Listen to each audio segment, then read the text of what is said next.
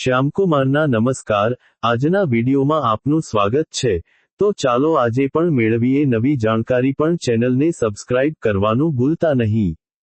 શર્ટની બાનીમાં કફ બે બટન હોવાના મુખ્ય કારણો: ફિટિંગ, કાર્યક્ષમતા અને ઇતિહાસ. 1. વ્યક્તિગત ફિટિંગ અને આરામ, એડેપ્ટેબિલિટી એન્ડ કમ્ફર્ટ.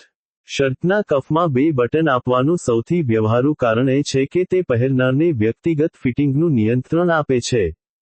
માપનો તફાવત: દરેક વ્યક્તિના કાંડાનું માપ અલગ અલગ હોય છે, અને બે બટનની વ્યવસ્થા વિવિધ કાંડાના માપને સમાવવામાં મદદ કરે છે, જેથી શર્ટનું મોટા પાયે ઉત્પાદન કરતી વખતે વિવિધ ગ્રાહકોને એક જ કદના શર્ટ પહેરવામાં સરળતા રહે છે.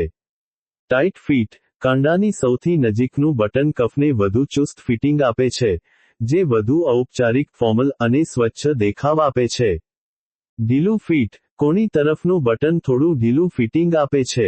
આ ફિટ ખાસ કરીને નીચેની પરિસ્થિતિઓમાં આરામદાયક હોય છે.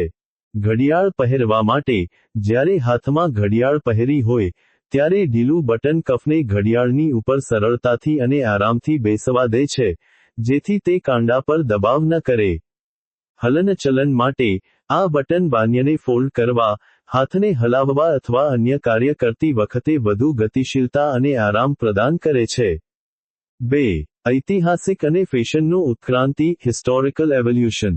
કફ પર બે બટનનો ઉપયોગ ફેશનના ઇતિહાસમાં એક મહત્વપૂર્ણ ફેરફાર દર્શાવે છે. પ્રારંભિક શૈલી: પહેલાના સમયમાં, ખાસ કરીને 19મી સદીની શરૂઆત સુધી, શર્ટના કફ કાં તો કફલિંગ્સ સાથેના સ્ટીફ કડક કફવાળા હતા અથવા માત્ર એક બટનવાળા હતા.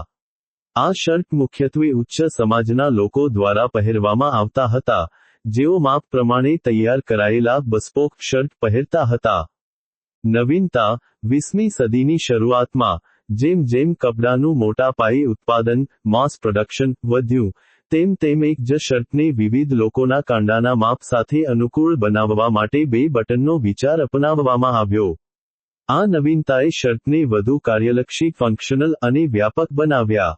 ઘડિયાળનું પ્રદર્શન: કેટલાક ફેશન ઇતિહાસકારો એવું પણ માને છે કે ઉચ્ચ વર્ગના લોકો તેમની મોંઘી ઘડિયાળો બતાવવા માંગતા હતા.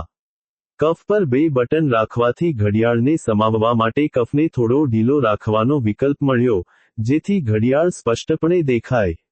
આ બે બટનવાળી ડિઝાઇન શર્ટને એક સરળ, સસ્તું અને બહુમુખી વિકલ્પ બનાવે છે, જેણે આધુનિક શર્ટને વ્યાપક લોકપ્રિયતા અપાવી છે.